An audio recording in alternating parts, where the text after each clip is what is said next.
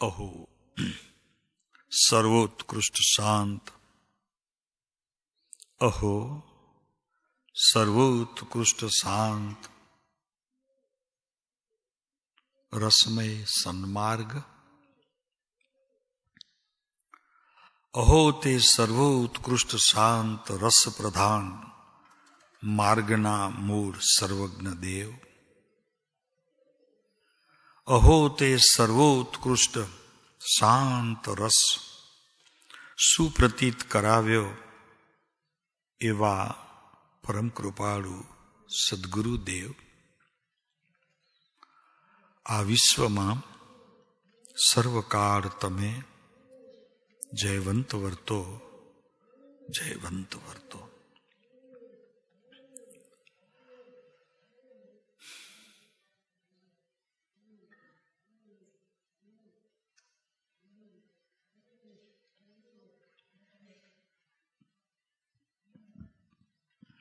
आ चार बोल लखी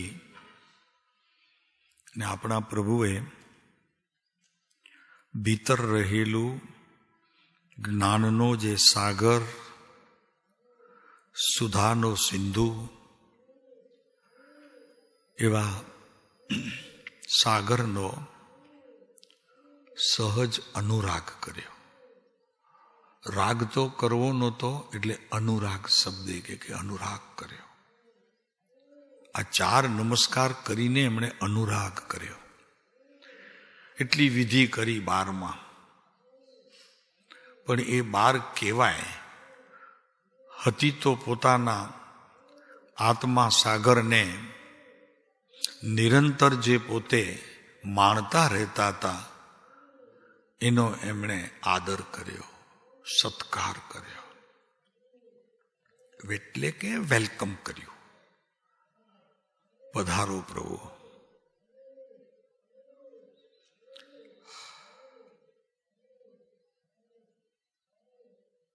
એટલે વાત તો શું થઈ કે ભીતર જે સુખનો સાગર હતો ને એ છલકાઈને બહાર આવી ગયો। એટલે આ સહેજે 3 નમસ્કાર અને ચોથામાં એનો જય જયકાર। જયવંત વર્તો, જયવંત વર્તો। જ્ઞાનીઓ જ્યારે જયવંત વર્તવાની જ્યારે વાત કરે છે ત્યારે સામાન્ય માનવ કહે અને એ જ્યારે જયવંત કહે પોતાના શબ્દોમાં ભાવથી, ત્યારે સારું એ વિશ્વ એના નજર તળે અનુભવાઈ જાય છે અને આ સંસારથી દુઃખી થતા જીવોને એ સંદેશો મળી જાય છે કે જયવંત વર્તો। એટલે તમારી ભીતર રહેલું, એમને કહે છે જ્ઞાનીઓ કે તમારી ભીતર રહેલું જે પરમાત્મ તત્વ, તમે આ શ્રવણ નથી કર્યું, તમને આનો ખ્યાલ પણ નથી, તો પણ વિશ્વમાં સર્વકાળ તમે જયવંત વર્તો, જયવંત વર્તો। જેમ તીર્થંકર સર્વ જીવ કરું શાસન રસીની ભાવના ભાવે છે, તેમ આ જ્ઞાની ધર્માત્માઓ જયવંત કોના માટે કહે છે? તો કે હે આત્મન, નિજ નિત્ય સુખ સાગરમાં તું ઝોલા ખાતો એવો તારો આ વસ્તુનો વેપાર વિશ્વના તમામ જીવોને આવા હિંડોળે હિલાવે અને સુખ શાંતિ આનંદ અને સમાધિને પ્રાપ્ત કરાવે, માટે જગતના જેટલા પણ બદલવાના હોય એટલા કાળ બદલે, પણ તું જયવંત રહે છે, તું જયવંત રહે છે। જગતમાં તો બદલશે કાળ, એક મહાવિદ્ય ક્ષેત્રને છોડી બાકી ભરત ક્ષેત્રના જે આ 5 છે એમાં તો બદલતો રહેશે। ત્યાં જયવંત રહે પ્રભુ, તું જયવંત રહે। એટલે પ્રભુ જયવંત રહે એમ નહીં, તારી પાસે જે આત્મા નામની જે સંપત્તિ છે એ સંપત્તિ સદાય જયવંત રહે। એવા આશીર્વચન સહેજે સહેજે સદગુરુઓના અંતરથી પોતાના હૃદયને સ્પર્શ કરીને વિશ્વમાં પ્રસરે છે. જેમ સૂર્યના કિરણો પ્રસરે છે તેમ આવા જ્ઞાની ધર્માત્માઓના આવા શબ્દરૂપી કિરણો સ્પર્શે છે. અને જેની બાજુમાંથી જાય છે સ્પર્શ કરતા પ્રકાશના કોઈ એક અંશ, તો તેને તે સમયે એમ લાગે છે કે મને કાંઈ કોઈકે કીધું. પછી તે રૂડો જીવ હોય કે કૂડો જીવ હોય, પણ એક વખત તો એને આ જયવંત, જ્યારે જ્ઞાનીઓના મુખેથી જયવંત હોય ને, એ કોઈક નિરાળી વસ્તુ હોય છે. આપણે બોલીએ જયકાર અને જ્ઞાની બોલે જયકાર, ઘણો અંતર છે પ્રભુ. અને આમાં તો ઘણા જીવો આ જયવંતના શબ્દ માત્રથી એ રસવ્રતિઓને પોતાના આત્મા દ્વારા આસ્વાદે પણ છે કે ભીતરથી એમને કોઈક એવો નાદ આવ્યો કે આપણી કોઈક સુખ શાંતિ ઈચ્છે છે, આપણી કોઈ સુખ શાંતિ ઈચ્છે છે. તો અહીંયા કૃપાળુદેવ જયવંત વર્તો, જયવંત વર્તો. આ વિશ્વમાં સદાકાળ તમે જયવંત વર્તો. તમારા આત્માને અનુબોધીને આ જ્ઞાનીઓની સહેજ કરુણાનો ધોધ જેણે ગ્રહણ કર્યો અને જેના અંતર ચોખ્ખા, હૃદય ચોખ્ખા, પરિણામ ચોખ્ખા રહ્યા, સમયે સમયે રાખવા જોઈએ. ક્યારે આ આવી જાય કાંઈ ભરોસો નહીં. ક્યારે જ્ઞાનીઓના મુખેથી આવો જયકાર વર્તે.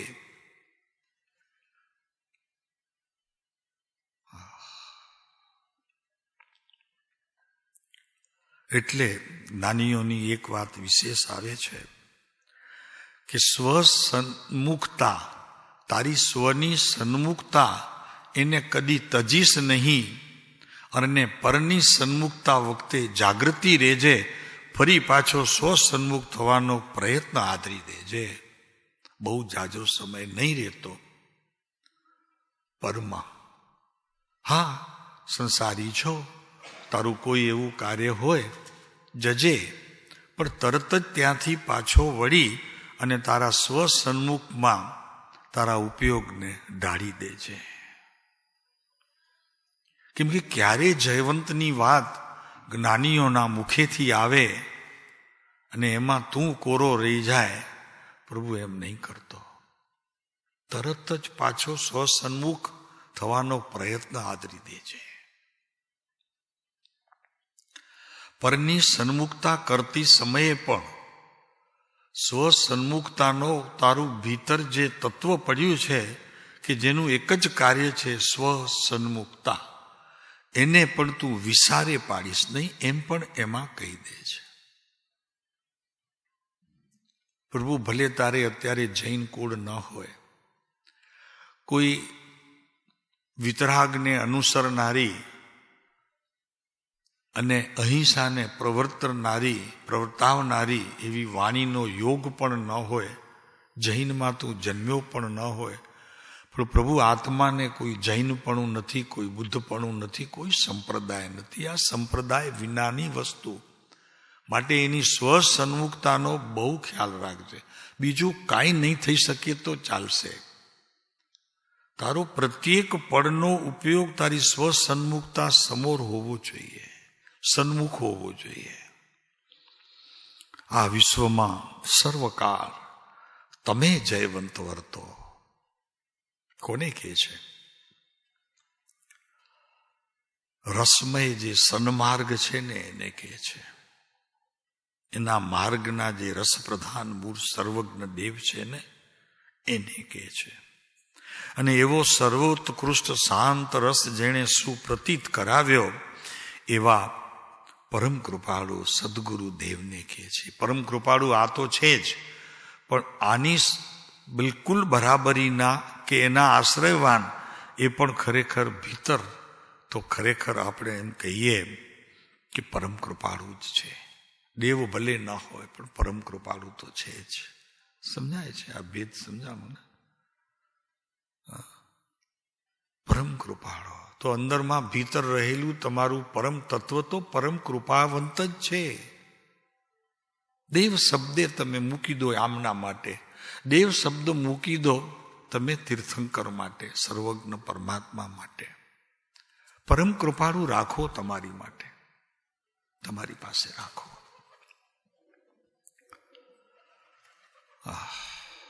તમારું કૃપાવંત જીવન હર પડે જગતના સમસ્ત જીવો પ્રત્યે એક ધારાએ પ્રવર્તતા હોય. એ જ જીવ રાગ દ્વેષથી મુક્ત થઈ શકે છે અને એ જ વિતરાગ માર્ગમાં પ્રવેશ કરી શકે છે. આ ભાવના ઉત્કૃષ્ટ ભાવવા જેવી છે. અને એ તો એવું છે કે જરૂરી નથી એમાં મંદિરમાં સ્થાન લેવું, જરૂરી નથી કે તારી પાસે એનું શાસ્ત્ર હોય. તારું શાસ્ત્ર તારી પાસે છે, તારા કૃપાળુ તારી પાસે છે. ગમે ત્યાં રસ્તે જાતો હોય, મુસાફરીમાં હોય, ગમે ત્યાં હોય.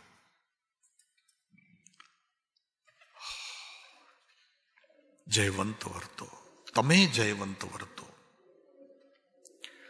તીર્થંકરને શું જયવંત વર્તવાની વાત કરવી હોય? સમજાણું ને તમે? આ વિશ્વમાં સર્વકાળ તમે જયવંત વર્તો. જયવંત જ છે, આ બધા જયવંત જ છે. એને તમારા આશીર્વાદની ક્યાં જરૂર છે? પણ એવા ઘણા આત્મતત્વો આ વિશ્વની અંદર છે કે એક સમયથી દુઃખના આ ડાળા ન ખૂટે પરેશાન છે પ્રભુ. એવાને એક સમય માત્ર પણ આપે આ ભાવના દ્વારા પણ એક જાત થશે ને. એમનો આત્મા ને તમારો આત્મા તો એક જાતિનો છે ને. અને કદાચ સંદેશો મળી જાય, પ્રભુ એનું જીવન ધન્ય થઈ જાય અને એનું પુણ્ય તમને મળે. મળવાની આશાએ નહીં કરતા, મળવાની આશાએ નહીં, પણ મળે જરૂર. એ પુણ્ય જરૂર મળે. તમે 100 ગાડા ગાયોને ઘાસચારો આપો ને અભિમાન કરો, એના કરતા આ એક અંશ આવી ભાવના કરો પ્રભુ. વિશ્વમાં તમે જયવંત વર્તો, જયવંત વર્તો. હે આત્મન, તમે જયવંત વર્તો, જયવંત વર્તો.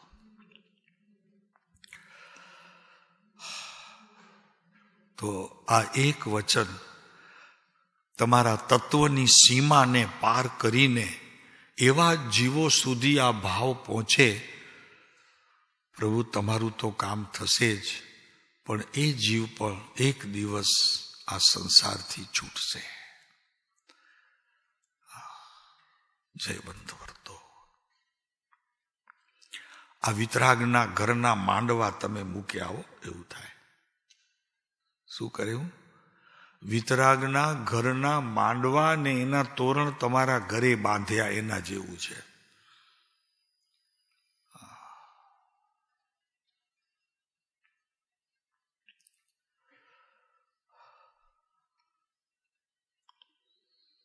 આપણી વાત ચાલે છે. આજે ત્રીજો બોલ, આજે ત્રીજો બોલ ચાલશે. સર્વ પરભાવથી મુક્ત છું. તું માને તોય મુક્ત, ન માને તો પણ મુક્ત. પરભાવ તારા આત્માને સ્પર્શતો નથી. બહુ મોટી વાત છે પ્રભુ. પરભાવ કોઈ પણ આત્માને પોતાના સ્વભાવને છોડીને આજે પરભાવ તમે કર્યા કરો છો. દિવસ ને રાત અન્ય પદાર્થ સંબંધીની વાત, અન્ય દ્રવ્ય, અન્ય ક્ષેત્ર, અન્ય કાળ અને અન્ય ભાવ, એની સાથે જે તમારી સંધિ ચાલે છે, એની સાથે તમારા આત્મતત્વને એક સમય માત્ર પણ સંબંધ નથી. પછી કોના માટે કરો છો? દુઃખી થવા માટે? પર દ્રવ્યની એકતા, પર ભાવની એકતા, પર પદાર્થની એકતા, પર ક્ષેત્રની, પર દ્રવ્યની શા માટે કરો છો? એની વાત આપણે આજે કરશું. કેટલાક તો બિલકુલ કારણ વિના હોય છે, પ્રભાવ કારણ વિના, એ પણ ઘણું હોય છે દિવસમાં. 75% તો એ હોય છે બીજા માટે જ. આ પ્રભાવની પરિણતિનો પ્રકાર લગભગ મોટે ભાગે આખા દિવસ દરમિયાન પ્રવર્તતો હોય છે. અને એમ તમારા જ્ઞાનની પ્રત્યેક કણિકાઓ જેને સ્વ સાથે સંબંધ છે એવા કેટલાય ભાવો તમે જવા દીધા છે. એમ અનંતકાળ ગયો, અનંતકાળ ગયો. થોડી વાર પણ જ્યારે નવરા બેસો, ભીતરના ચિંતન વિનાની એક પળ ન જોઈએ. ધર્મ કરવા બેસો ત્યારે તો નહીં, પણ જ્યારે પણ તમે નવરા પડો ત્યારે પણ નહીં. અત્યારે તો ધર્મ ક્ષેત્રમાં છો, પણ જ્યારે ધર્મ ક્ષેત્રમાં ન હો, વ્યવહાર ક્ષેત્રમાં પણ હો, ત્યારે પણ એના વિના એક પળ પણ ન હો. સ્વભાવનો મહિમા લાવનારને કદી પણ પસ્તાવાનો વારો નહીં આવે. બેનશ્રી કહેતા, બેનશ્રીની આ વાત બહુ સરસ હતી. સોનગઢ ચંપાબેન આપણા એક જ વાત આવે, ભાઈ ભલે આવ્યા છો અહીંયા, પાલિતાણા જજો, સોનગઢ પણ આવજો, જ્ઞાનીઓના દર્શન કરજો, પણ તમારા સ્વભાવથી એક સમય પણ ખસતા નહીં.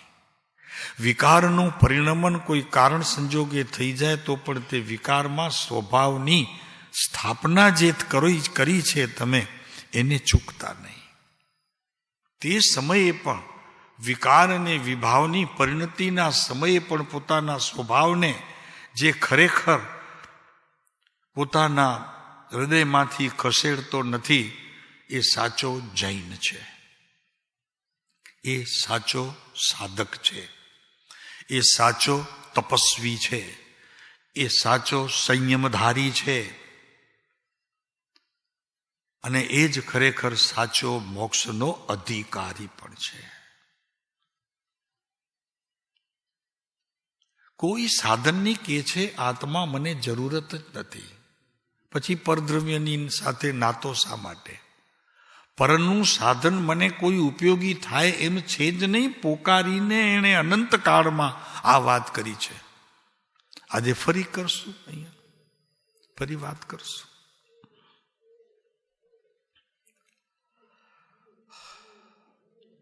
ભાઈ તને જે જોઈએ છે એવું સત તો તારી નજીક છે, બિલકુલ તું સતની નજીક છો. એને તારે બહાર શોધવા જવું પડે એવું પણ નથી, એની પાછળ દોડવું પડે એવું પણ નથી. અરે એટલું જ નહીં, એના માટે ધ્યાનની પણ તને જરૂર નથી. બહાર જાય છે જે સ્વભાવ, એને રોકવાની જરૂર છે. અને એના માટે કોઈ ક્રિયા કરવાની જરૂર નથી, રોકવાની જ જરૂર છે. રોકવા માટે શું? ઊભા રહ્યો, બસ પતી ગઈ, વાત પૂરી થઈ ગઈ.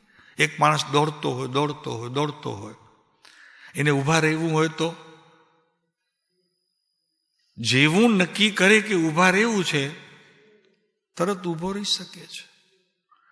એમ અહીં મારે પ્રભાવની સાથે નાતો તોડવો છે, પતી ગયું, ત્યાંથી તૂટ્યું નથી, અને અહીંયા સ્વભાવમાં પ્રવેશ્યો નથી. એક વાત. બીજી વાત એમ છે કે જ્યાં સ્વભાવનો મહિમા આવ્યો અને પોતે ઊભો રહી ગયો, પરભાવ સહેજે છૂટી ગયો. બે ભાવ સાથે નહીં રહે. એક પરિણામ કે ધો કરતા કભી हो ही नहीं सकते.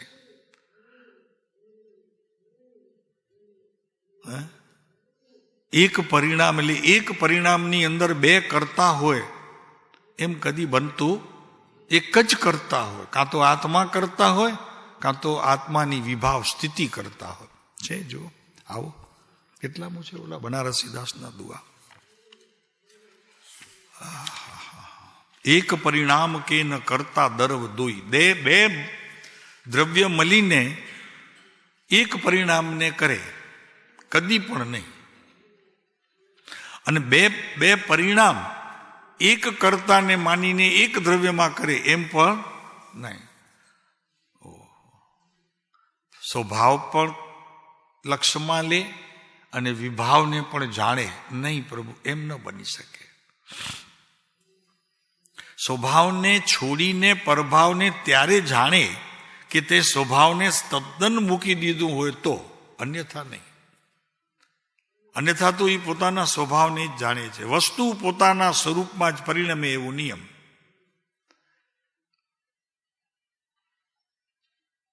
આત્મા હંમેશા પોતામાં જ રહે છે, તો એ પોતાને જ જાણે, બીજાને જાણે. તને ભ્રાંતિ થાય છે, તને ભ્રમણા થાય છે કે હું બીજાને પણ જાણું છું. વાસ્તવિકમાં બીજાને તું જાણતો નથી, પણ બીજાને જાણે છે એવી તને ભ્રમણા ઉત્પન્ન થઈ છે. અને એ ભ્રમણામાં ને ભ્રમણામાં તો અનંતકાળથી ભટકે છે. તારું ભટકવું ભ્રમણાને કારણે છે, કર્મના કારણે નથી. કેમ? પૂછો કેમ? તો કે કર્મ પોતે જડ છે અને તારે જે સંબંધ છે એવા ચૈતન્ય મહા આત્મા પ્રત્યે તને સંબંધ છે કે જેમાં ચેતના છે. એક વાત નક્કી કરો કે વસ્તુ પોતાના સ્વરૂપમાં જ પરિણમે છે એવો નિયમ છે. તો વસ્તુ આત્મા એ પોતાના સ્વભાવને છોડીને એક સમય બી બહાર જતો નથી. જાય છે તારી ભ્રમણાઓ અને તારી માન્યતાઓ, એટલે એને શાસ્ત્રોમાં અધ્યવસાન કીધું છે. જોડાઈ જાય છે.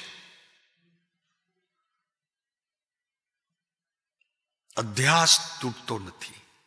પર સાથેની એકતાનો અધ્યાસ તૂટતો નથી. એટલે ઘણી વખત એમ કહેવામાં આવે કે મારે મારો આત્મા જોઈએ છે, એમ પ્રયોગ કરવા કરતા, એ મંત્રની માળા ફેરવવા કરતા એને એમ ફેરવો કે એ ભૂલાયો કેમ, એને હું ભૂલી ગયો એના કારણોમાં તમે જાઓ. એને યાદ ન કરો. એ ભૂલાયો કેમ, એ પ્રયોગ તમારો સત્ય. તો બધું ખુલ્લું પડી જશે. તમે એને કેમ ભૂલ્યા, સમજાણીને આ વાત. એને શોધો નહીં, એ તો પ્રત્યક્ષ છે. એને શોધશો તો ભટકી જશો. ક્યાં છે પત્તો નહીં ખાય. પણ એના માટે એક જ પ્રયોગ કરો, હું ભૂલ્યો કેમ એને. તો તરત જ બધી ક્રિયાથી તમે પાછા હટતા જશો. રાગ કર્યો, ભૂલ્યો. પરને પોતાના માન્યા, ભૂલ્યો.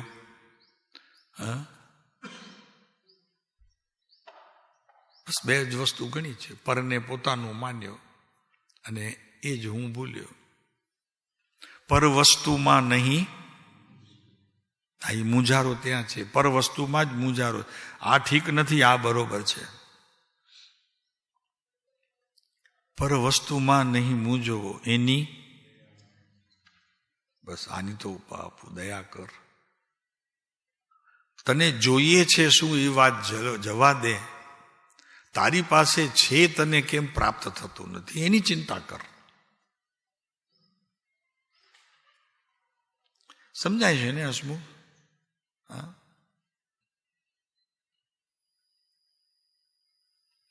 તારી વસ્તુ તને કેમ સ્મૃતિમાં રહેતી નથી એની ચિંતા કર.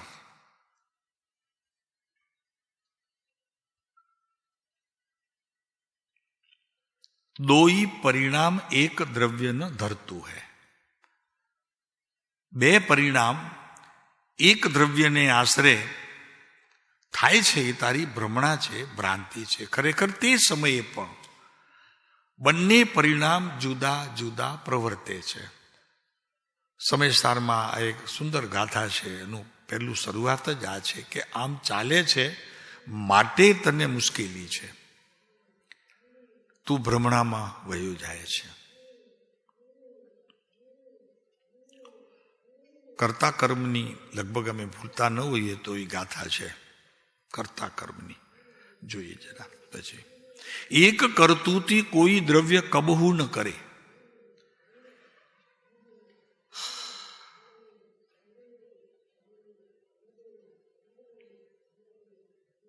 કરતા કર્મની વાતો છે. જરાક એક મળે ને તો એકની જોમ જરા થોડીક વાર લાગશે કદાચ, ને મળી જાય તો પહેલે જ તબક્કે મળી જશે.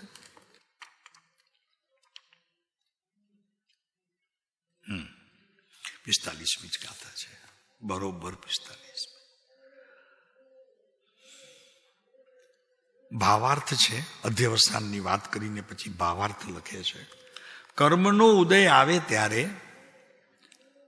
કર્મનો જ્યારે ઉદય આવે ત્યારે આ આત્મા દુઃખરૂપે પરિણમે છે, અને દુઃખરૂપ ભાવ છે તે અધ્યવસાન છે. ભ્રમણા તને શું થાય છે તો આત્મા તે સમયે, પણ તારું અધ્યવસાન ત્યાં છે. અધ્યવસાન એટલે એને અજ્ઞાનરૂપ પરિણતિનો ઉપયોગ. અજ્ઞાનરૂપ પરિણતિનો ઉપયોગ એટલે કે ભ્રમણા, તને ભ્રમણા છે. તેથી દુઃખરૂપ ભાવમાં ચેતનતાનો ભ્રમ ઉપજે છે. જે શબ્દો 65મું પાના જીવ અજીવ અધિકાર, એટલે ઓલું કરતા કર્મમાં નહીં, જીવ અધિકારમાં છે. જીવ અજીવ અધિકાર. તને ભ્રમ ઉપજે છે, ચેતનતાનો ભ્રમ ઉપજે છે. દુઃખરૂપ ભાવમાં ચેતનતાનો ભ્રમ ઉપજે છે. એટલે એનો અર્થ કે ચેતન પદાર્થમાં દુઃખ છે નહીં તો કયો? તારા આત્મામાં કોઈ દુઃખ અને કોઈ દુઃખનું કારણ ઉત્પન્ન થાય ને તું દુઃખી થાય, એવી વ્યવસ્થા તીર્થંકર અને જ્ઞાની ધર્માત્માઓએ કોઈએ જોઈ નથી. માણી પણ જોઈ જ નથી. માણી ક્યાંથી? તો એ ભ્રમ છે તને છે. પર પદાર્થ તને દુઃખ આપે છે, એવી એક ભ્રમણા તને એવી રીતે ઘર કરી ગઈ છે અનંત કાળમાં. અહીંયા કે છે હવે તો એને ભૂલ. આ મનુષ્ય પર્યાયમાં આ ક્ષેત્રની અંદર આ સમયસાર જેવા ગ્રંથો કે પરમ કૃપાળુ દેવ જેવા અત્યારે જ્ઞાનીઓના વચનો એને તારા સ્વહસ્તમાં આવીને ઊભા છે. હવે તો ભૂલ આ ભ્રમણા એમ કે છે. અધ્યવસાન છે. તેથી દુઃખરૂપ ભાવમાં ચેતનતાનો ભ્રમ ઉપજે છે શબ્દો છે. પરમાર્થે દુઃખરૂપ ભાવ ચેતન નથી, અને આત્મા ચેતન પદાર્થ છે, તો એના ભાવ એને મળે. એનો જે ભાવ નથી એને કોઈ દિવસ પહોંચે નહીં. પાકી થઈ ગઈ. કર્મજન્ય છે. કર્મજન્ય એટલે શું? વળી પાછું કર્મની વાત આવી, કારણ કે જીવ અધિકાર છે ને, એટલે કર્મથી અજીવમાં જીવ ભટકે છે અનંતકાળ. તો કર્મ એટલે શું?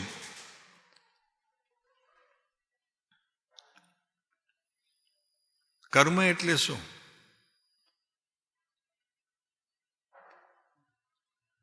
મિથ્યાત્વ, ભ્રમણા, મિથ્યાત્વ, મૂળ મિથ્યાત્વ છે એમાં. એટલે કેમ મિથ્યાત્વ છે? કે જે વસ્તુ મારી નથી એ વસ્તુ હું અજ્ઞાન ભાવે મારી માનું છું, એનાથી દુઃખી, માટે દુઃખરૂપ લાગે છે. ભાઈ આ તો એવું છે ને, પાડોશીમાં કંઈક મૃત્યુ થાય, દુઃખ ન હોય, દુઃખ ન હોય, આપણને દુઃખ ન હોય. એનો નાના સાહેબ દુઃખ લાગે છે, નહીં ખોટી વાત છે, દુઃખ ન હોય તો શું હોય? દુઃખ ન હોય તો શું હોય? આઘાત હોય. ચરી હૃદયને એનો આઘાત લાગે. સાચી વાત છે, હૃદયને થોડુંક આઘાત લાગે, પણ એ ઘા એવો હોય છે કે તરત રૂઝાઈ પણ જાય છે. એ જાજો સમય રહેતો નથી. પાટાપીંડી કર્યા વગર રૂઝાઈ જાય છે. કર્મ જેવી વસ્તુ વિતરાગ ધર્મની અંદર સમજાવવા માટે કહેવામાં આવી છે. બાકી લખતી વખતે પણ તે આચાર્યોએ કર્મને તો એક કચરો સમજીને મૂકી દીધું છે બાજુએ. કર્મ એટલે તારી ભૂલો, બસ ટૂંકામાં. જે વસ્તુ જેમ નથી તેમ વસ્તુ તે માની લીધી વિપરીત, વિપરીતતા એ કર્મ. કર્મ છે જ નહીં કોઈ, કેમ કે કર્મ સત્તામાં પણ નથી અને કર્મ પોતે પોતામાં પણ નથી. કર્મ પોતાને જાણતું નથી ને બીજાને જણાવી શકે એવી એની સ્થિતિ નથી. તો સાહેબ પછી દર્દ થાય છે, કર્મ થાય છે, આને મને કહી દીધું એનું દુઃખ થયું, એ બધું તો કે ના, એ કર્મ નહીં, તારી અવળચંડાઈ, આત્માની અવળચંડાઈ. પરથી મને દુઃખ થાય છે એવી અવળચંદાઈ તારી માન્યતાની છે. હવે પૂછે છે કે જો અધ્યવસાન આદિ ભાવો છે તે પૂદગલ સ્વભાવો છે તો સર્વજ્ઞના આગમમાં તેમને જીવ પણ કેમ કહેવામાં આવ્યા? તેના ઉત્તરની પછી હવે ગાથા છે બીજી. કૃપાળુદેવની એક વાત બહુ સુંદર છે આના માટે. આપણે તો આ ખાલી જોઈ લીધું 316 અને 317 બે. કૃપાળુદેવ એમ કહે છે કે બધું એ ગમતું નથી. કૃપાળુદેવ લખે છે બધું એ ગમતું નથી અને બધું એ ગમે છે, અને બધું એ ગમે છે. તો સાહેબ ગમતું નથી ક્યારે? તો કે જ્યારે બધું એ ગમે છે એ વાત જ્યારે આવે છે ત્યારે ગમતું નથી એ ભેગી જોડે આવે છે. એટલે એનો અર્થ શું? સહજતા છૂટી જાય છે ત્યારે આવો ભેદ પડે છે. કેતનભાઈ, આત્માની સહજ દશા પોતાના જ્ઞાનની હર પડે હોવી જોઈએ, એ નથી આવતી. એટલે આ ગમે છે ને ન ગમે છે, નથી ગમતું ને ગમે છે, એવા ભેદ પડે છે. અને એ ભેદ પડે છે તેમાં ગમતું છે ત્યાં આનંદ છે, નથી ગમતું ત્યાં દુઃખ ઉત્પન્ન થાય છે. બસ આમ ભેદ પડે છે, સહજતા છૂટી જાય છે.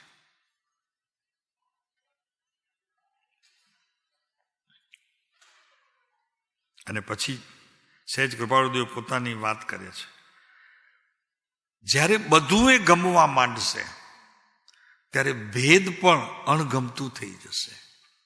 ભેદની ક્રિયાને પણ અમે શાંત કરી દેશું.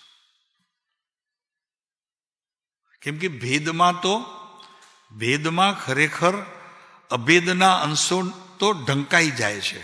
જ્યાં સુધી ભેદની ક્રિયામાં હું છું ત્યાં સુધી અભેદની બધા એના અંશો છે તે ઢંકાયેલા રહે છે. અને સહજતા થતા બંને સામે દેખાય છે.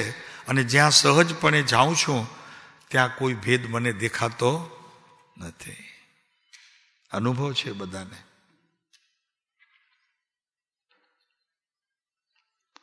ચાલો હવે આપણી વાત કરીએ.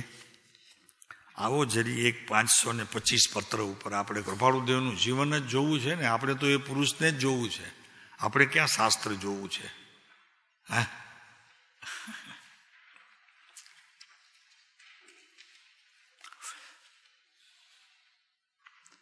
પહેલા તો એ વસ્તુ નક્કી કરો કે દ્રવ્ય, ક્ષેત્ર, કાળ અને ભાવ જે પદાર્થમાં છે એ પદાર્થ પોતે પદાર્થ રૂપે ત્યારે જ કહેવાય છે કે આ ચારેની અસ્થિ છે તો, નહીતર તે એ પદાર્થ કહેવામાં આવતો નથી. કહો તો તે દ્રવ્ય કહેવામાં આવતો નથી. બસ એની દ્રવ્યની મર્યાદાથી બહાર જાય ત્યારે દ્રવ્ય તૂટે છે, નહીતર તે દ્રવ્ય, ક્ષેત્ર, કાળ, ભાવની અંદર પોતે સદાય છે. એવી વાત કરે છે કૃપાળુદેવ. સોનું ઉપચારિક દ્રવ્ય છે. 523 જરાક નીચે છે. 400 ને અમે પાનું એટલા માટે ન બોલ્યા, 420 છે પેજ નંબર. સોનું ઉપચારિક દ્રવ્ય છે. સાહેબ ઉપચારિક કેમ કીધું? ઉપચારનો અર્થ તો ખોટો, કેવા પૂરતું, સમજાય છે? અને છતાં કેટલો મોહ છે બહેનોને સોનામાં. સોનું ઉપચારિક દ્રવ્ય છે, અનંત પરમાણુઓનો બનેલો તે દ્રવ્ય છે. એમાં એક પરમાણુ તે દ્રવ્ય છે, અનંત પરમાણુ તે એનો ઘન ભાવ છે, ઘન ભાવ, બસ બીજું કાંઈ જ નથી, બાકી ઉપચારિક છે. એમાં એક પરમાણુ જુદા છે, છતાં કેટલો એના પર મોહ છે. આત્મા એક ઘન પદાર્થ છે, એમાં કોઈ એક અંદર કંઈ છૂટું નથી. ઓલું કાપૂસનું દાખલો આવ્યું હતું ને કે અવકાશ છે, કાપૂસને તમે આમ બંધ કરી દો તો પણ એની અંદર બીજો પ્રવેશ કરી શકે એટલો અવકાશ છે. સોનામાં પણ બીજો પ્રવેશ કરી શકે છે, માટે તે અવકાશરૂપ છે, એટલે એ ઘન પદાર્થ નથી, માટે એ ઉપચારિક દ્રવ્યમાં લીધું છે. અને 23,000 રૂપિયા 25,000 રૂપિયા તોલાના ભાવ છે, અને બેનો હોંશે હોંશે લે, પણ છે ઉપચારિક દ્રવ્ય. એટલે શું? એ ખોટું દ્રવ્ય છે એમ નહીં. હવે કેવું ચોખ્ખું કહી દો, એમાં કાંઈ માલ છે જ નહીં.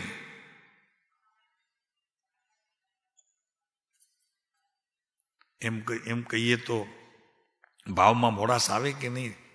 હે કેતનભાઈ, ભાવમાં મોડા? અરે આ તો ઉપચારિક છે. ઉપચાર એટલે કેવા પૂરતો? ઉપચારિક એટલે ખોટો, ખાલી કહીએ છીએ એટલું, એનું નામ ઉપચાર છે. અધ્યાત્મ શાસ્ત્રમાં કેવા માત્ર આવે એનું નામ ઉપચાર. તો સોનું ઉપચારિક દ્રવ્ય છે એવો જીનનો અભિપ્રાય છે. અને આ ભગવાન કે છે, સર્વજ્ઞ વિતરાગ પરમાત્મા કે છે, એની તો વાત માનો, ભલે અમારી ન માનો, કૃપાળુદેવની ન માનો. અને અનંત પરમાણુના સમુદાય પણ તે વર્તે છે, ત્યારે ચક્ષુ ગોચર થાય છે. એ દેખાય છે ત્યારે, અને જ્યારે દેખાય છે ને ત્યારે તમને એના પ્રત્યેનો મોહ થાય છે, લોભ થાય છે. જુદા જુદા તેના જે ઘાટ બને છે તે સર્વ સંયોગ ભાવી છે.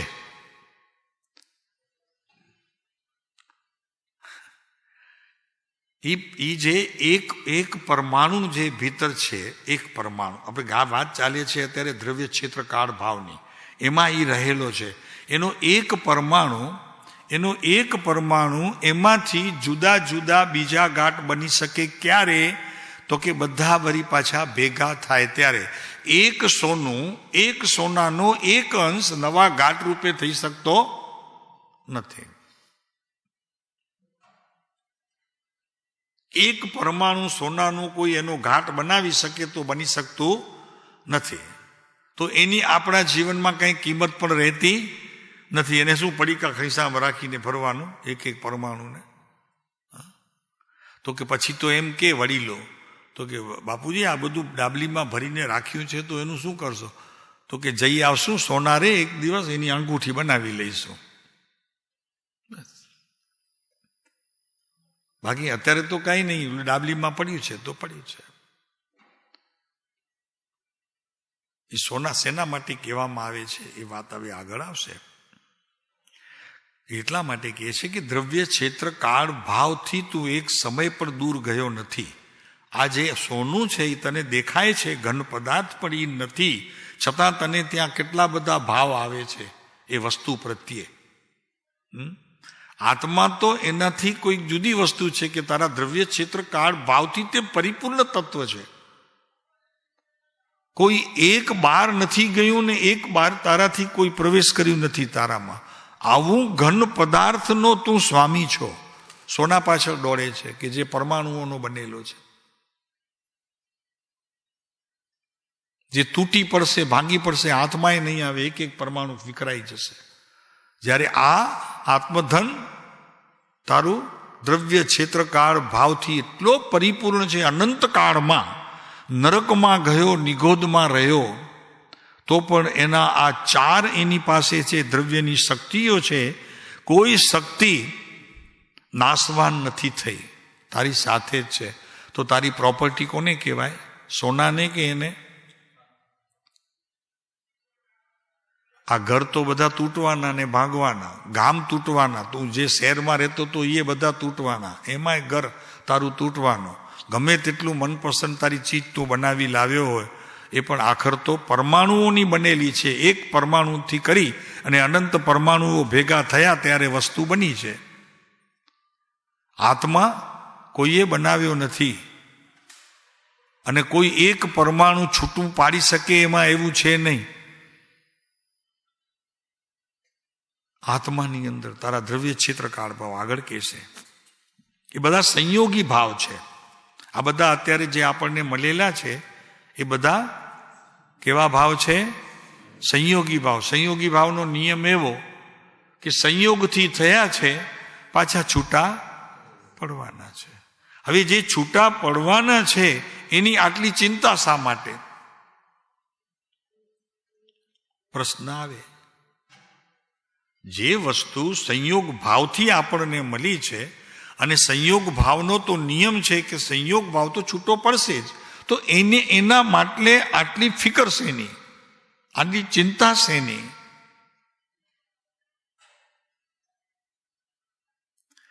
જો ભાઈ, આ વિતરાગ માર્ગ આપણને મૂળનું લક્ષ્ય કરાવે છે. વ્રત જપ તપ કરાવવા વાળાને તો આ ખ્યાલ જ નથી પ્રભુ, એના સુધી તો આ વાત પહોંચે જ નહીં. આ તો પરમ કૃપાળુ દેવનું આ લખેલું આપણું જે પત્રો બધા ભેગા થયા ને એમાંથી આ શાસ્ત્ર બન્યું, એનાથી અત્યારે આપણે આ બધા શાસ્ત્રો જોઈ શકીએ છીએ. આને આધારે પણ જોવાય અને આને આધારે આ જોવાય. એ બંને કંઈ જુદા નથી. આચાર્યોની વાત છે.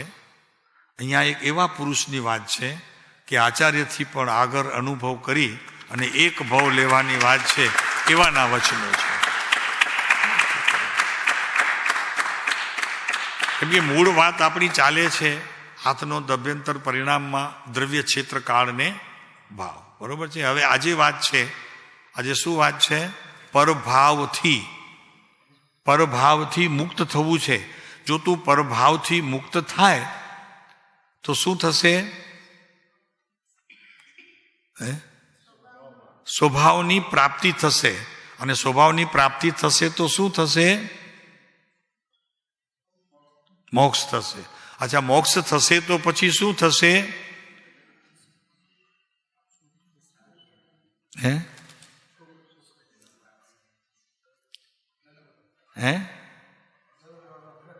ધર્મ થશે. જન્મ મરણના ફેરા ટળી જશે. જન્મ મરણના ફેરા ટળી જશે તો શું થશે? અનંત સુખમાં મારશે. અનંત સુખમાં કદાચ માની ગયો, ડૂબી ગયો તો એમાં એને શું લાભ થશે? એનો એક જ ઉત્તર છે, તું એને સદાકાળ માટે, તું છે ને સદાકાળ માટે દુઃખ નામના પદાર્થથી છૂટી જઈશ. તારા જીવનમાં કદી પણ દુઃખનો એક અંશ પ્રગટ થશે નહીં. બસ મૂળ વાત એ છે. દુઃખથી છૂટવાના ઉપાય માટે આપણે આ શિબિરો, અહીંયા આવવું, શ્રવણ કરવું, અભ્યાસ કરવું, વ્રત કરવા, તપ કરવા, સંયમ લેવા, એક જ પ્રયોજન છે. દુઃખથી છૂટવું છે. અને જો ખરેખર આત્મા પ્રાપ્ત થાય તો શું થાય?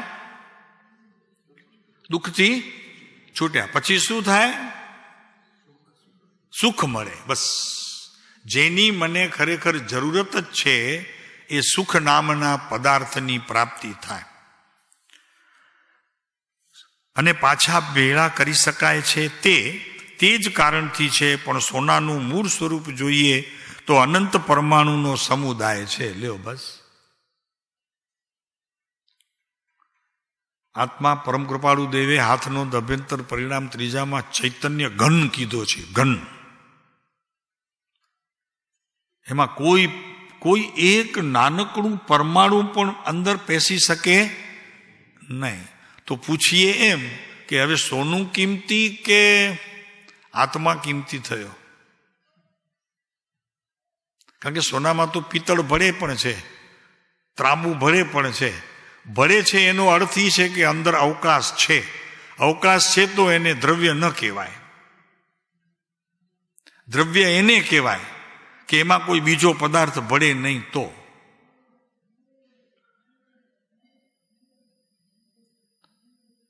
આ સમજણથી આપણને જૈન દર્શનના પાયા સુધી, એના ફાઉન્ડેશન સુધી પહોંચીશ. આ ફાઉન્ડેશન આટલું બધું કેમ ઊંડું ઉતાર્યું મહેન્દ્રભાઈ?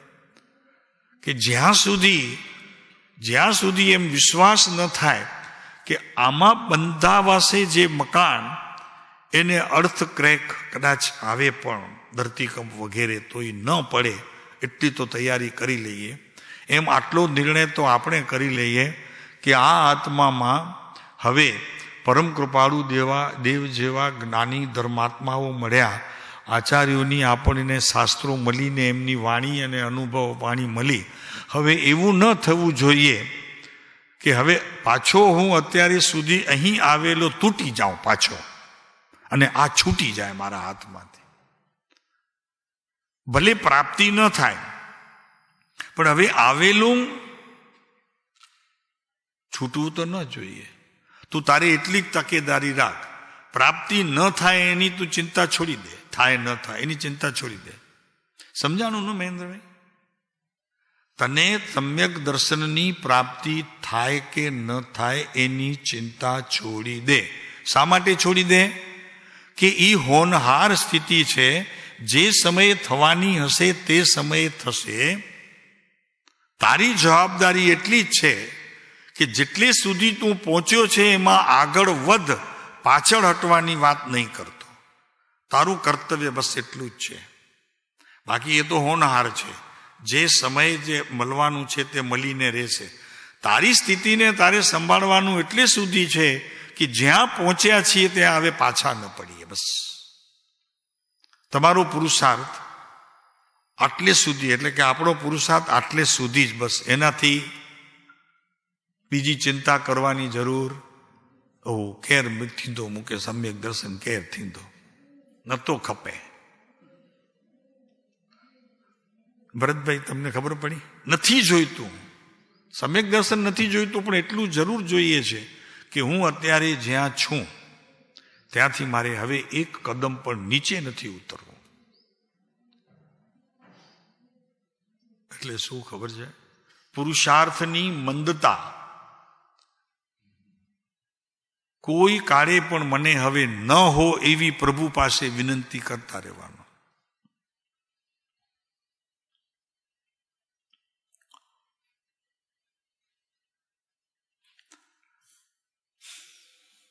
અનંત પરમાણુનો સમુદાય છે. જો સોનાનું મૂળ સ્વરૂપ જોઈએ, જે પ્રત્યેક પરમાણુઓ છે તે સૌ પોતપોતાના સ્વરૂપમાં જ રહ્યા છે.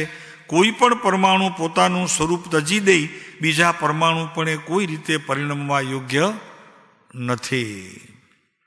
માત્ર તેઓ એક જાતિ હોવાથી અને તેને વિશે સ્પર્શ ગુણ હોવાથી તે સ્પર્શના સમ વિષય યોગે તેનું મળવું થઈ શકે છે. બસ આ દાગીના થાય છે એનું કારણ બતાવે છે. આપણને દાગીનામાં નથી જવું. આ એ દાગીનો નથી જોઈતો, હવે આ દાગીનો. આત્માના કારણે તો પરમાણુ ભેગા નહીં થાય ને આ શરીર નહીં મળે. એક સમજી લેજો, તમે અશુભની પ્રવૃત્તિ કરી માટે તમને આ સંસારમાં બધા પૂતગલોના કારણોથી શરીરો મળ્યા એમ છે જ નહીં. એ માન્યતા જ ખોટી છે. એ તો એના કારણે ભેગા થયા છે. તમારું કારણ એમાં કંઈ છે જ નહીં. તો કે સાહેબ કારણ વગર તો આ ખોખું તો થાય નહીં ને. તો કે તમારું કારણ નથી. તમે સમજ્યા કે નહીં? હજી આ અમે શું કહેવા માંગીએ ભરતભાઈ, તમારા કારણે એ બધા અહીંયા પૂતગલ ભેગા થઈને આ માનવ દેહ રૂપે આવ્યા છે કે કાલે તિર્યંચ રૂપે જશે કે દેવ રૂપે જશે. એ તમારા કારણે તો નહીં જ. આ બરોબર છે અમારી વાત?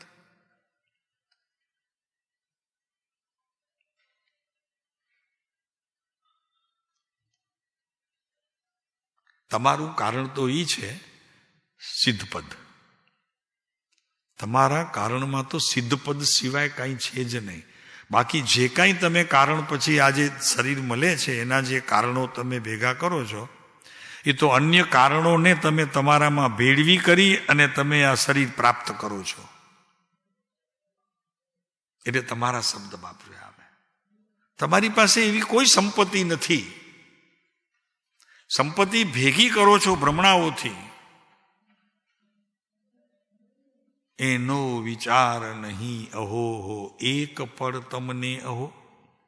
આ જ્ઞેયોને જ્ઞાનની સાથે ભેળવી દો છો, મોટામાં મોટી ત્રુટિ છે પ્રભુ તમારી.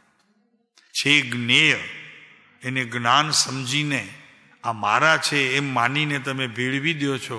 એનું નામ આ દેહ છે, એનું નામ સંસાર છે.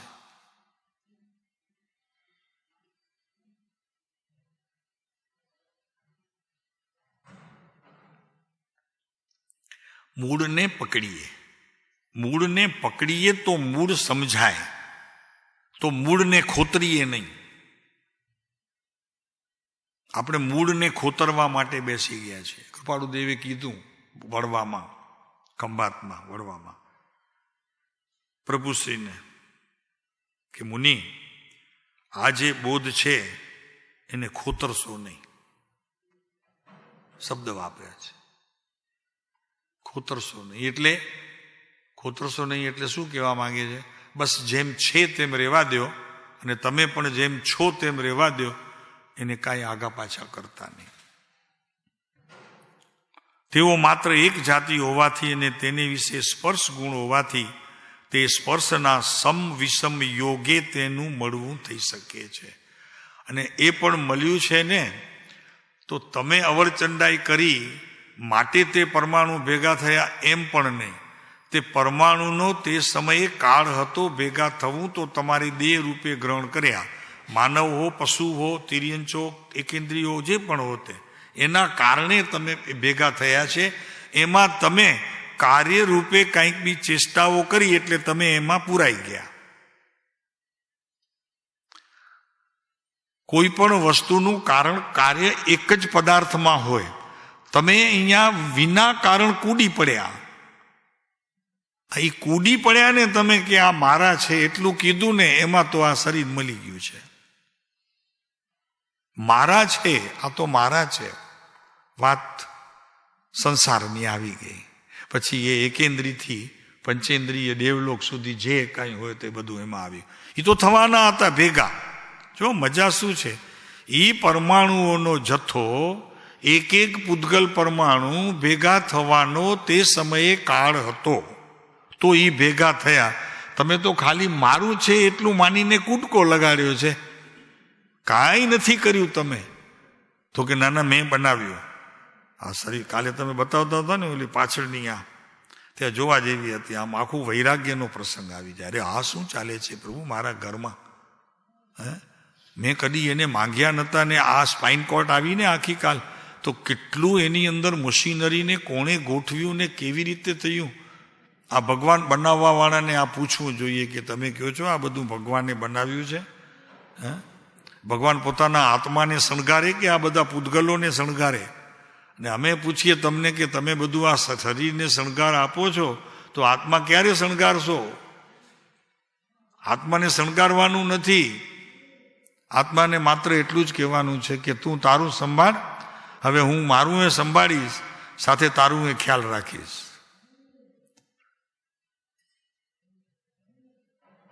એટલે ખ્યાલી રાખવાનું છે કે વિશ્વની અંદર એક પરમાણુ માત્રની મળે ન સ્પર્શતા. વાત પૂરી થઈ ગઈ. આગળ પરમાણુઓ પોતાનું સ્વરૂપ તજ્યું હોય, એટલે કે સ્પર્શના સમવિષયોગે તેને મળવું થઈ શકે છે, પણ તે મળવું કાંઈ એવું નથી કે જેમાં કોઈ પણ પરમાણુએ પોતાનું સ્વરૂપ તજ્યું હોય. નીચે એકદમ તળિયે 420 પાના. પણ હવે કરોડો પ્રકાર તે અનંત પરમાણુ રૂપ સોનાના ઘાટોને એક રસપણે કરો તો પણ સૌ પરમાણુ પોતાના સ્વરૂપમાં જ રહે છે. આ વિતરાગ જીનેશ્વર પરમાત્માની વાણી. તમને લાગે છે કે મને બંગડી બનાવી આપી પણ એમાં કાંઈ હવે કોઈ ખાલી નથી, પણ ના, એવું નથી. એમાં વચમાં અવકાશ છે. અવકાશ છે એટલે આકાશ છે, આકાશ છે. ઘન પદાર્થ તો વિશ્વમાં એક જ છે, તમારો આત્મા. જેણે કોઈ દ્રવ્ય ક્ષેત્રકાળ ભાવ બહારના લીધા નથી, પોતાના છે અનંતકાળથી. તો સોનાને છોડીને આને પસંદ કરો ને, એમ કે છે પરમાણુ સોના. હા, હવે કરોડો પ્રકારે તે અનંત પરમાણુ રૂપ સોનાના ઘાટોને એક રસપણે કરો તો પણ સૌ પરમાણુ પોતાના જ સ્વરૂપમાં રહે છે. તારા દ્રવ્ય ક્ષેત્ર કાળ ભાવની વાત ચાલે છે. કૃપાળુદેવ કહે છે કે હું એક છું. બીજો બોલ શું આવ્યો? હું અસંગ છું. આપણે કયો બોલ સમજી રહ્યા છીએ? પરભાવથી મુક્ત થવું. એટલે છે તમારા એ વાત નક્કી કરો છો તમે? આ પરભાવ તમે ભેગા કર્યા છે ને તમારા છે એમ કહો છો?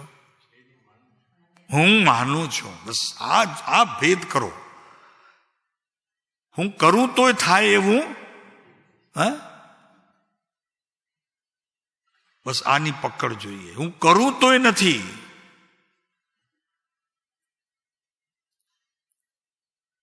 આપણે દુકાન લીધી હોય, દુકાન, અને તાળું વાસીને આવ્યા હોય ને બીજા માણસે તાળું લગાડી દીધો.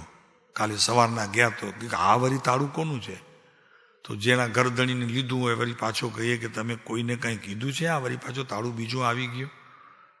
હવે પૂછવાનું અમારે એટલું જ છે, આ તાળું જ્યાં સુધી તમને ખબર ન પડે આ કોણે લગાડ્યો છે ત્યાં સુધી તમારા તાળાને તમે હાથ લગાડો તો ગુનેગાર કોણ બેમાંથી? નક્કી કરો. આના જેવું છે પરભાવમાં. તમે કહો કે ભાઈ પહેલા પોલીસને જાણ કરીએ, કાલે ઉઠીને એ આપણા ઉપર બ્લેમ કરે.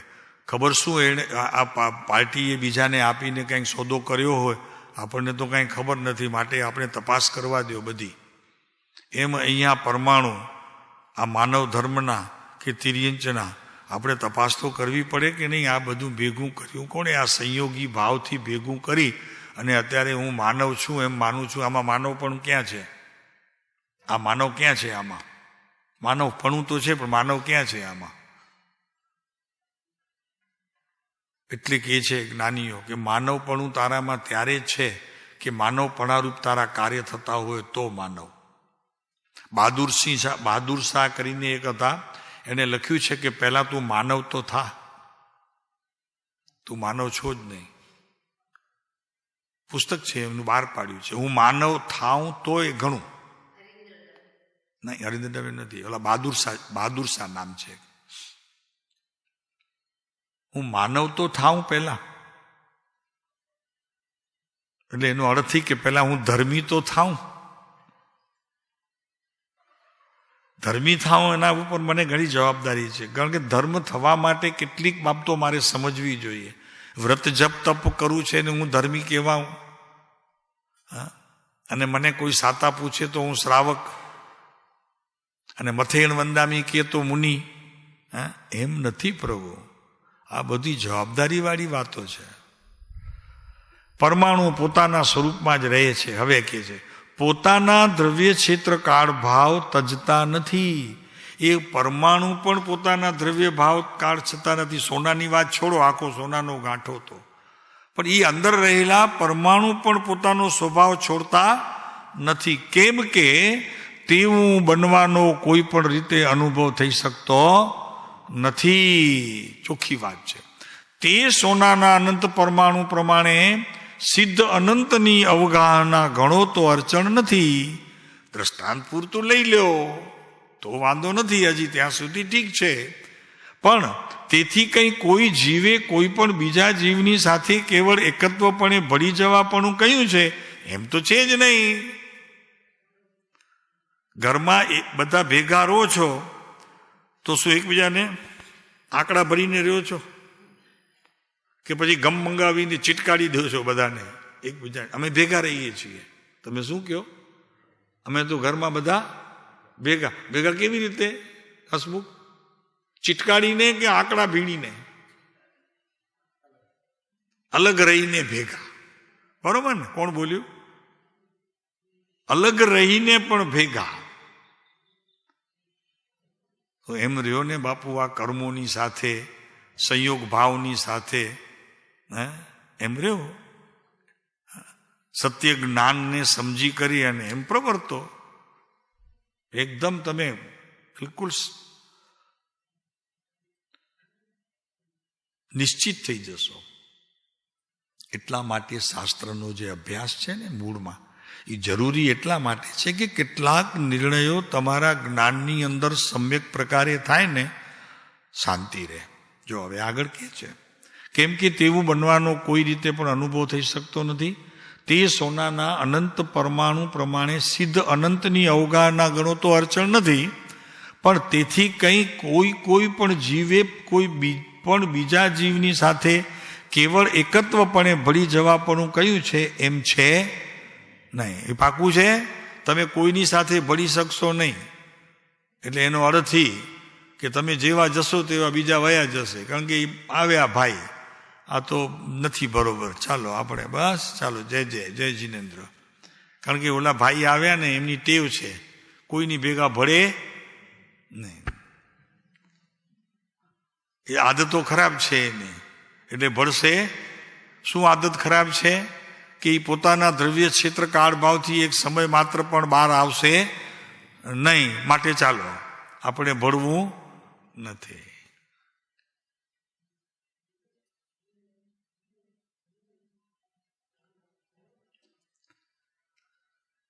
કૃપાળુદેવ લખે છે ને ઓલામાં છે, નિત્ય નિશોધ કરી નવ તત્વનો ઉત્તમ વચન અનેક ઉચ્ચારો. કેટલી સરસ વાત છે. નિત્ય નિશોધ કરી નવ તત્વનો. નિત્ય જ્યારે જ્યારે તું ધર્મના કાર્યમાં રોકાય ત્યારે નવ તત્વ સંબંધીનો વિચાર કરવાનું કરજે. મારે આજે કાંઈ ન થયું એમ નિરાશ નહીં થતો, પણ નવ તત્વનો અભ્યાસ કરીને એમાં કેટલાક નિર્ણયો તારા બદલાશે. તે તારા જ્ઞાનની ક્રિયા હશે, અને એ જ્ઞાનનું સ્વામી આત્મા છે, અને એ આત્માને દ્રવ્ય કહો તો પણ ચાલે એમ છે. માટે તારું દ્રવ્ય તારાથી કદી પણ બહાર ન જાય, એટલા માટે કેટલાક ભેદોને પણ તારે અભ્યાસરૂપ કરવા પડશે. આટલા માટે અભ્યાસની જરૂર છે. જ્યાં સુધી મૂળમાં જઈને બીજ પણ અંકુર બહાર મૂકી શકતું નથી. એ નીચું ઉતરે પછી પાણીનો સંયોગ કરવાની ના પાડી દે ઓલું બીજ, તોય કાંઈ ન થાય. માટીનો સંયોગ પડી ના પાડી દે તો એ ન ઉગે. એને પણ સંયોગ તો કરવો પડે છે એટલો. એમ તારે સંયોગ તારા ભાવનું કરવું પડે છે. તો કે નહીં, બસ કે હા કે નહીં. અનંતની અવગાહન, હા, પણ તેથી કંઈ કોઈ જીવે કોઈ પણ બીજા જીવની સાથે કેવળ એકત્વપણે ભળી જવાપણું કર્યું છે એમ છે જ નહીં. એટલે એક વાત નક્કી છે હસમુખ, આપણે કોઈની જોડે ભળી શકીએ નહીં, એટલે અતડા છીએ એમ, તો એ સ્વભાવમાં જશે. અહીંયા તો વસ્તુ જળની વાત છે, તારા જળ પરમાણુની વાત છે. અહીંયા સ્વભાવ એવો ના હોવો જોઈએ કે તું કોઈની જોડે ભરી શકે એમ નહીં. તું તો બધાની જોડે ભળે. બરોબર છે આ વાત? ભાઈ તમને ખબર નથી, તારો સ્વભાવ જ એવો છે કે તું કોઈની જોડે ભળી શકે નહીં. માટે પહેલી જ વાત આવી. પહેલી જ વાત શું આવી? કે હું એક છું. રહે ને બાપુ એક છે તો એકમાં રહે ને. હું એક છું. બીજા જીવની સાથે કેવળ એકત્વપણે ભળી જવાપણું કહ્યું જ છે એમ છે જ નહીં. સૌ નિજ ભાવમાં સ્થિતિ કરીને જ વર્તી શકે. અત્યારે તમે ખરેખર તો આ જે મનુષ્યપણું દેખાય છે એમાં તમારા ખરેખર જાતિ ભાવથી જ તમે તમારામાં રહ્યા છો. બીજા કોઈને તમે ભેળવશો નહીં, અને ભેળવવા પ્રયત્ન કરશો તો ભળી શકશો પણ નહીં. એટલે ઓટોમેટિક શું થયું કે હું એક છું એ ભાવ સ્થાપિત થયો. એટલે બીજા જોડે ન ભરવું એટલે મોટામાં મોટું લાભ શું થયો? કે રાગ ન થયો. રાગ ન થયો તો રાગના કારણે જે માન અને મોહ અને લોભ થતા હતા એવા 4 અનંતાનુબંધી કસાયનો તારા જ્ઞાનમાં સમ્યક નિર્ણય થતા એ 4 ભાવમાંથી કોઈ ભાવ તને પરેશાન કરશે નહીં. એનાથી તું મુક્ત થઈ જઈશ. એક સમય આવશે એનાથી તું મુક્ત થઈ જઈશ. અને એ કેવી રીતે મુક્ત થઈશ? અનંતાનુબંધી લોભ, અનંતાનુબંધી માયા, અનંતાનુબંધી એ જે ચાર ભાવ ક્રોધ, માન, માયા, લોભ, એનાથી તું છૂટો પડીશ. શું થશે કે સાચી સમજણ આવ્યા પછી ભીતરથી જ્ઞાન દ્વારા આના કેટલાક નિર્ણયો મારા જીવનમાં રહ્યા, જેથી કરીને અનંતાનુબંધીનો અભાવ થયો. સમ્યક દર્શન રૂપી સૂર્ય ઉગવાની તૈયારી થઈ ગઈ. ચાલો આગળ. વર્તી શકે, સૌ નિજ ભાવમાં સ્થિતિ કરીને જ વર્તી શકે. હાથ જોડે છે. ચલાવ ને થોડુંક આગળ, આ પૂરું થાય જરા ઉપરનું આ પત્ર મજાનું છે. જો અહીં ના નહીં પાડે એનો. સૌ નિજ ભાવમાં સ્થિતિ કરીને જ વર્તી શકે. જીવે જીવની જાતિ એક હોય, તેથી કઈ એક જીવ છે તે પોતાપણું ત્યાગી બીજા જીવોના સમુદાયમાં ભળી સ્વરૂપનો ત્યાગ કરી દે, એમ બનવાનો શું હેતુ છે? પ્રશ્નાર્થ છે. પ્રશ્નાર્થ એટલા માટે છે કે આમ બનતું નથી, એટલે પ્રશ્નાર્થ મૂકી દીધો. કે એનો મિનિંગ શું છે? મિનિંગલેસ છે. તો કે ચાલો સામાયિક કરવા ભેગા. શું જરૂરી છે? તો કે પ્રતિક્રમણનો ટાઈમ થયો, બાર આમ બેનો રાડો પાડતી જાય, ચાલો ચાલો ચાલો પ્રતિક્રમણ પ્રતિક્રમણ ચાલો. જરૂરી નથી. પ્રતિક્રમણ એકલાએ કરવા જેવું છે. કેમ કે તારું પ્રતિક્રમણ તારામાં છે. તારે કર્મોની સામે જવું છે તો તારા કર્મોની સામે જવું છે. બીજાને લઈ કરીને ક્યાં પ્રતિક્રમણની વાત કરે છે? અત્યારે પદ્ધતિ જ ખોટી છે. પ્રતિક્રમણ કરો છો તમે આચાર્યોના રચેલા. જે આચાર્યોએ દોષો એમાં મૂક્યા હોય એવા દોષો કદાચ તમે ન પણ કર્યા હોય. પ્રતિક્રમણ જેને કરવો હોય એને સવારથી અડધો કલાક પહેલા ઘરમાં બેસવું જોઈએ અને પોતાના દોષો લખવા જોઈએ. એનું પ્રતિક્રમણ થાય.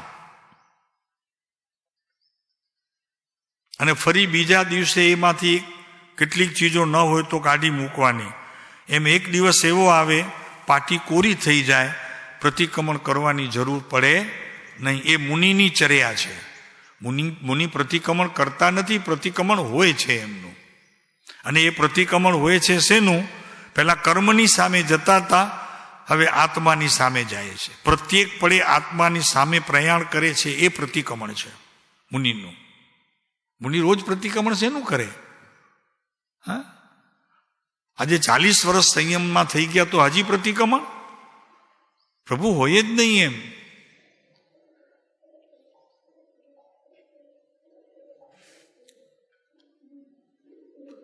સૌ નિજ ભાવમાં સ્થિત કરીને વર્તી શકે. જીવે જીવની જાતિ એક હોય, તેથી કંઈ એક જીવ છે તે પોતાપણું ત્યાગી બીજા જીવોના સમુદાયમાં ભળી સ્વરૂપનો ત્યાગ કરી દે, એમ બનવાનો શું હેતુ છે? જીવ તો એક જ છે ને, કે આમાં બે છે?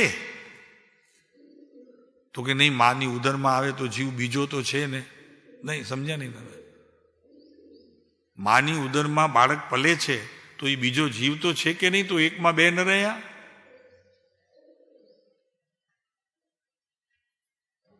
એ જીવ જુદો છે.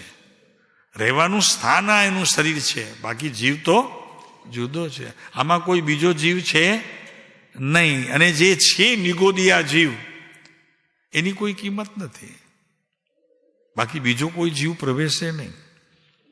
પોતાના, હવે જો આવે છે એમ બનવાનો શું હેતુ છે? તેના પોતાના દ્રવ્ય ક્ષેત્ર કાળ ભાવ, પછી આગળ લખે છે કર્મબંધ અને મુક્ત અવસ્થા એ અનાદિથી ભિન્ન છે. નિર્ણય કર પ્રભુ. બસ તારે તો કાંઈ કરવાનું નથી, નિર્ણય કરવાના છે જ્ઞાનમાં સમ્યક, અને ધર્મ થઈ જાય. ધર્મ કરવા માટે કંઈ કરવું પડે એવું છે? માત્ર સમજવું પડે. અને સમજીને પ્રત્યાખ્યાન તો કરવું પડે. પ્રતિક્રમણ નહીં, પ્રત્યાખ્યાન. પ્રત્યાખ્યાન એટલે જ્ઞાનથી તે વિધિને પોતાના જ્ઞાનમાં સમ્યકપણે એવા નિર્ધારિત કરવા પડે કે ભાવપણે પણ તે સમજેલું બીજામાં પ્રવેશ કરી શકે નહીં. ભાવપણે પણ નહીં, દ્રવ્યપણે તો નહીં, પણ ભાવપણે પણ ભળી શકે નહીં. મુક્ત અવસ્થા એ અનાદિથી ભિન્ન છે. આ પ્રતિક્રમણ તો છે ભીતર, આત્મા કરતો જ રહે છે અંદર, કોઈને ભેળવતો નથી. એ આત્માનું પ્રતિક્રમણ છે અને એ પ્રતિક્રમણ આત્મા પોતે નિત્ય કરી લે છે, કેમ કે એ જીવંત ચેતના શક્તિથી પરિપૂર્ણ તત્વ છે. તમને કીધા વગર જ્યારે એ તમારા શરીરમાં આવ્યું, શરીરની રચના થઈ, એ પ્રવેશ્યો, ત્યારે એણે નક્કી કરી લીધું કે આમાંથી હું કોઈનું પણ એક અંશ માત્ર પણ ગ્રહણ કરીશ, ન કર્મ ગ્રહણ કરીશ, ન જીવ નામનો કોઈ વેપાર ગ્રહણ કરીશ, નહીં અજીવ નામનો કોઈ વેપારને મારું માનીશ. કેટલાક નિર્ણયો તો એને લેવા પડે જે તમે નથી લીધા. જવાબદારી એની ઘણી વધી જાય છે. તમે તો કેટલું બધું લ્યો અને ભેગું કરો, હે, પણ એની જવાબદારી એટલી છે કે કોઈને ગ્રહણ કરવાની પ્રતિજ્ઞા લઈને તમારા દેહમાં એને પ્રવેશ કર્યો છે, અને છતાં એ નથી ગ્રહણ કરતો નવા, તો જૂનાથી આપનો આરો આવતો નથી. એ જ ભોગવતા ભોગવતા ફરી પાછા નવા બંધાતા જાય છે. એ તો જેવો છે તેવો સ્વચ્છ નિર્મળ સદા બસ એમને એમ પડ્યું છે. એને કાંઈ કરવું નથી પડતું. એવા બી કોણ છો? તમે છો. અચ્છા, એક વાત મને સમજાવો, મને સમજાણી નથી. આ દેહ બદલે એની જોડે તમારો આત્મા બદલે કે નહીં? દેહ નવું મળે તો પછી આત્મા બદલે કે નહીં? તો કેમ આટલું જૂનું રાખી બેઠા છો? શરીર તો તમને નવા નવા મળ્યા કરે છે, એને કેમ સાચવી બેઠા છો? બોલો બોલો તો ખરા, કેમ સાચવી બેઠા છો એને?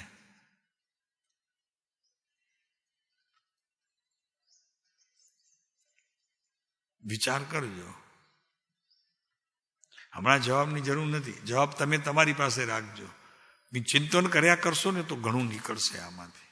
આ નારિયેળના ગોળા જેવું છે, ઘણું નીકળશે અંદર.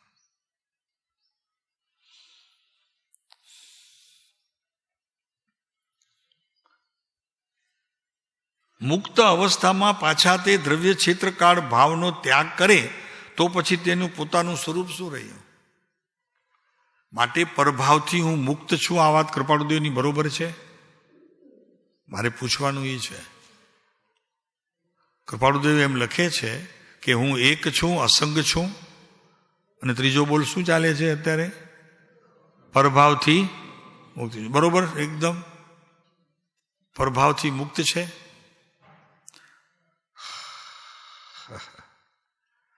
નિજ ભાવને છોડે નહીં, પર ભાવ કહી પણ નવ ગ્રહે, જાણે જુએ જે સર્વ તે, એમ જ્ઞાની ચિંતવે. નિયમ સાર 97 ગાથા.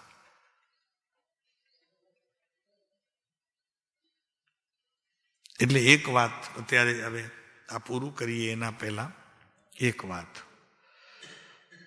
એક વસ્તુ તો નક્કી છે, તમે આત્માની પ્રાપ્તિ માટે કંઈ ઝંખના નહીં કરતા, એના માટે કોઈ પુરુષાર્થ નહીં કરતા. જ્યાં તમે પહોંચ્યા છો ત્યાંથી એક ડગલું પણ પાછળ ન જાય એની તકેદારી રાખજો, તો તમારા માટે તે ઉત્તમ પુરુષાર્થ રહેશે. આના જેવો પુરુષાર્થ ક્યાંય નહીં હોય. આ પુરુષાર્થ જ્યાં પહોંચ્યા છીએ અત્યારે ત્યાંથી નીચે ન ઉતરીએ બસ, તો આગળ જ વધો છો, સમજી લેવાનો.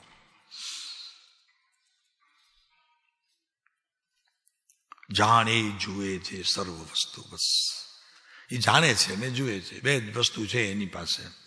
એમ જ્ઞાની ચિંતવે. આ જ્ઞાનીની ચિંતવના આ હોય છે.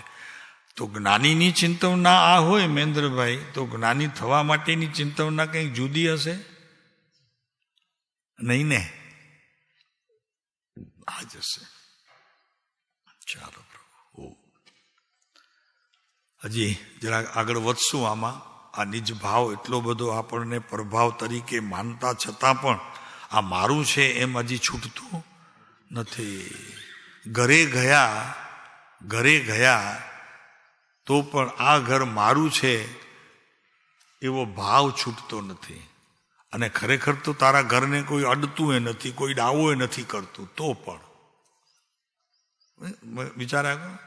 ભરતભાઈ વિચાર કરો, તમે અમદાવાદ જશો, તમારા ઘરમાં પ્રવેશ કરશો, તમને એમ થાય છે કે આ ઘર મારું છે, હવે આવી ગયો, હા શાંતિ થઈ. પણ વાત એવી છે કે તમારા ઘરને કોઈ આંગળી નહીં ચીંધી કે આ મારું છે, છતાં પણ એવો વિચાર કેમ?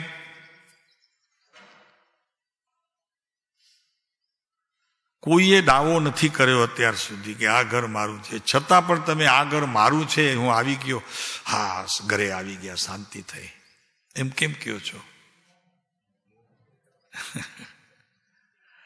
એટલે હજી મારાપણું છોડવાની ક્રિયામાં હજી આપણે પડ્યા નથી. 6 મહિના 12 મહિના અહીંયા રહેશે, પછી અહીંયા થોડું થોડું ઘર વિસરાજે, પણ જાશે ત્યારે એમ હાસ ઘરે આવ્યા. કોઈએ દાવો નથી કર્યો, તોય ભીતર ડર લાગ્યા કરે. અને એક વસ્તુ તમારા ઘરમાં કોઈ કિંમતી પડી હોય, સેફમાં પડી હોય તોય, અને તમારી ઘરમાં તિજોરી હોય ત્યાં પડી હોય તો, એવું ક્યારેક બહેનોને વિચાર આવે છે કે જરાક જોઈ તો લઉં, ઘણા દિવસ ત્યાં જોઈ નથી, પડી છે કે નહીં?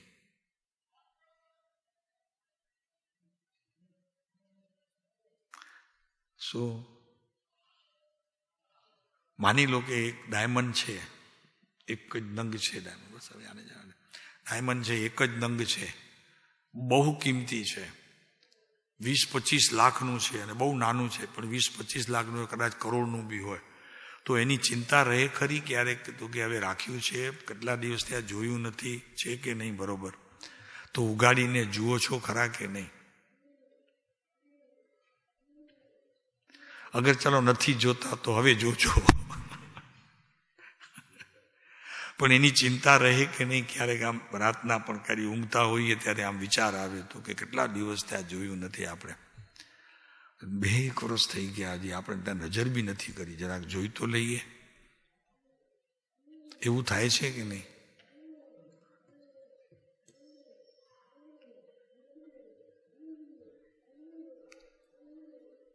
સારું, આ એક મારાપણું ભરતભાઈ છૂટી જાય ને, આ મારાપણું છૂટી જાય, ધર્મના બધા શાસ્ત્રો જીવનમાં ઉતરી જાય, સાચું પરિણામ દેખાય.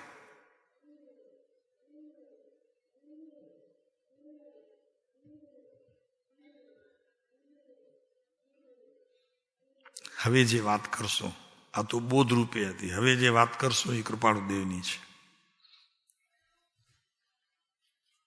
એમણે જીવનમાં શું કર્યું છે એની વાત કરશો.